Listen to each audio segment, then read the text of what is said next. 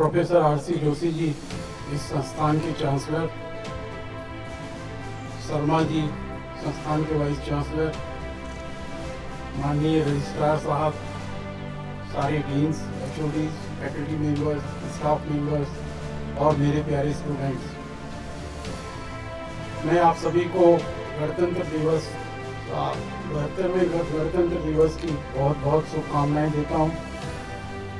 और ये हमेशा चर्चा का विषय रहा है कि अमेरिका सबसे पुराना गणतंत्र है और भारत सबसे बड़ा गणतंत्र है, तो दोनों के बीच में कंपैरिजन हमेशा होता रहा है।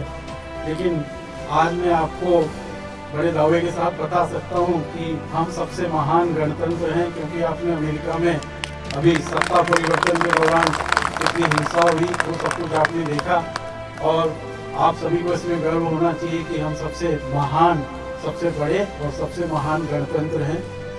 पिछला जो एक वर्ष है ये पूरी दुनिया के लिए चैलेंजेस लेके आया, और हमारे लिए, भारत के लिए कुछ ज़्यादा ही चैलेंजेस थे, क्योंकि जो हमारे पड़ोसी देश हैं, कुटिल देश, उन्होंने कोविड का फ़ायदा उठा के सीमाओं पे जो है हिंदुस्तान को चैलेंज करने की कोशिश की, और उसमें जो हैं हमारे जो दोनों दुश्मन हैं आपस में मिल गए इस बार। और हमारी सेना, मैं अपनी सेना के सारे लोगों को सल्यूट करना चाहता हूँ, वो पूरे ठंड के मौसम में सीमाओं पे जमी रही, और उन दोनों ने मिलकर जो भी प्लान बनाया था दोनों कंट्रीज ने, उसको पूरी तरह से फेल किया। अभी आपको पता होगा कि 20 तारीख को भी एक संघर्ष हुआ था सीमा में, और उसमें आपको पता है जो हमारा पड़ोसी मित्र है, जिसको जो है लोगों की ज़मीन कब्जा करने की बहुत ज़्यादा भूख है, वो उसमें भी जो है मुक्की खानी पड़ी। तो ये एक क्षेत्र है। और दूसरी जो हमारी सफलता रही, पूरी दुनिया हमारी तरफ देख रही थी कि ये वर्ल्ड का नंबर 2 की सबसे बड़ी जनसंख्या वाला देश है। जब एक बार यहाँ कोविड आएगा तो पता नहीं क्या क्या हो जाएगा। वो लोग सोचते थे 1-8 करोड़ लोग जो है इसमें कोविड के दौरान जो उनकी डेथ हो जाएगी, और किस तरह हिंदुस्तान दावे तो बड़े करता है, लेकिन किस तरह उसको संभालेगा। तो इसके लिए भी मैं आप सभी को बधाई देता हूँ, क्योंकि आप सबने सोशल डिस्टेंसिंग रखी, और ये भी अपने आप में एक बहुत बड़ा एग्जाम्पल है, जहाँ की अमेरिका में करीब 4 लाख लोग जो है कोविड के दौरान जो है उनकी जाने गई है। हिंदुस्तान में ये आंकड़ा बहुत कम है, और अब कोविड करीब पूरी तरह कंट्रोल में आ चुका है। थोड़ा सा कुछ दिनों और आपको सोशल डिस्टेंसिंग का ध्यान रखना है। और इसके साथ साथ ऐसे कुछ चंद देशों में हिंदुस्तान है कि हमने अपना कोविड वैक्सीन भी बनाया है, तो ये सारी चीज़ें हमें गौरवान्वित करने के लिए काफ़ी है। अब मैं अगर थोड़ा ग्राफिक एरा की तरफ आऊँ तो आप जानते हैं कि मार्च से हम लोग जो है डिजिटल मोड में चल रहे हैं। मैं अपने सारे ही फैकल्टी मेंबर्स को बहुत बहुत बधाई देता हूं। उन्होंने बहुत कम समय में अपने को जो है फिजिकल क्लासरूम मोड से डिजिटल मोड में बहुत जल्दी अपने आप को शिफ्ट किया।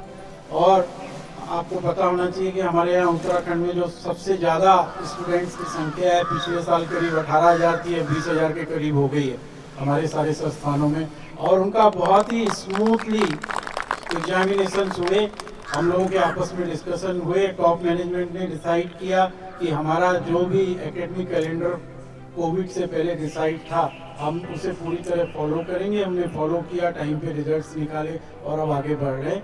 और अब हमने प्रैक्टिकल्स के लिए अपने सारे संस्थान खोल दिए हैं। बहुत जल्दी फरवरी में हम लोग थ्योरी के लिए भी अपने सारे इंस्टीट्यूशंस को खोलेंगे। और इस बार जो भी आपके मिड टर्म या जो फाइनल एग्जामिनेशंस होंगे सब यूनिवर्सिटी के अंदर ही होंगे और फिजिकल मोड में होंगे। क्योंकि जब परेशानियां होती हैं तो इस तरह से होता है कि जैसे आप रस्सी में चल रहे हैं तो आपको बैलेंस भी करना है अपने आप को रस्सी में और आगे भी बढ़ना है। तो इस तरह की स्थिति होती है। परेशानी तो पूरे वर्ल्ड के लिए है, पूरा हिंदुस्तान उसको झेल रहा है, लेकिन उसके साथ साथ परेशानी को आपने फेस भी करना है और आगे भी बढ़ना है। तो इसलिए जो लोग प्लेसमेंट अगले साल जिनके होने वाले हैं, उनके प्लेसमेंट की क्लासेस भी हम लोग फरवरी से शुरू कर रहे हैं। आपको पता है हर साल हम प्लेसमेंट में नया रिकॉर्ड बनाते हैं और ये चीज़ आपको बताना बहुत ज़रूरी है। हमारी प्लेसमेंट टीम के भी कुछ लोग यहाँ पे होंगे, इन्होंने बहुत मेहनत की और कोविड टाइम पे भी जितने भी ऑनलाइन प्लेसमेंट हुए कोई ऐसे प्लेसमेंट नहीं है कि अगर हम पिछले साल से कंपेयर करें तो कोविड टाइम पे हम पीछे रह गए हैं, इनफैक्ट हम आगे ही निकले।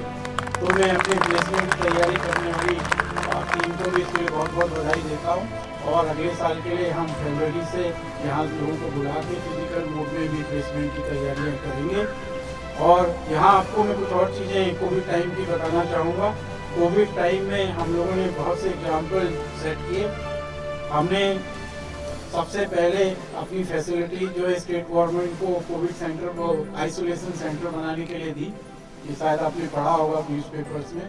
वी वेर फर्स्ट इंस्टीट्यूट, जिसने कि इंस्टीट्यूट की अपनी फैसिलिटीज़ को दिया कि वहाँ पे आइसोलेशन सेंटर बने और उसमें 24 hours electricity, water supply, wifi, ये सारी फैसिलिटीज़ भी जारी रखी।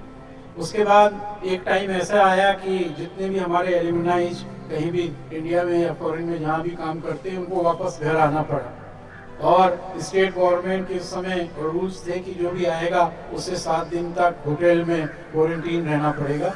तो उसके लिए हमने स्टेट गवर्नमेंट से रिक्वेस्ट की और अपने हॉस्टल को क्वारंटीन सेंटर बनाया, जिसमें हमारे सारे स्टूडेंट्स या एलुमनाइज या उनके फैमिली मेम्बर्स जो भी थे, जब भी वो देहरादून आए तो उन्हें होटल में जाके 7 दिन क्वारंटीन नहीं होना पड़ा। हमने उनको जो है फ्री ऑफ कॉस्ट ये फैसिलिटी दी, क्योंकि ग्राफिक एरा में हमेशा ये माना जाता है जिस दिन आप ग्राफिक एरा को ज्वाइन करते हो एज ए स्टूडेंट, उस दिन आप एक बहुत बड़े परिवार का हिस्सा बन जाते हो और ये रिलेशनशिप खाली आपके 3 साल या 4 साल के कोर्स तक ही नहीं रहती बल्कि पूरी ज़िंदगी रहती है। तो जितने हमारे एलुमनाई थे, भले 15 साल पुराना था, 20 साल पुराना था, उनके फैमिली मेम्बर्स को भी हमने ये फैसिलिटी एक्सटेंड की और ये सारी चीज़ें आगे चलती रहेंगी और इस ट्रेडिशन को आगे बढ़ाने का काम क्योंकि एलुमनाई को कोर्स करके चले गए जो प्रेजेंट स्टूडेंट्स हैं उनका है।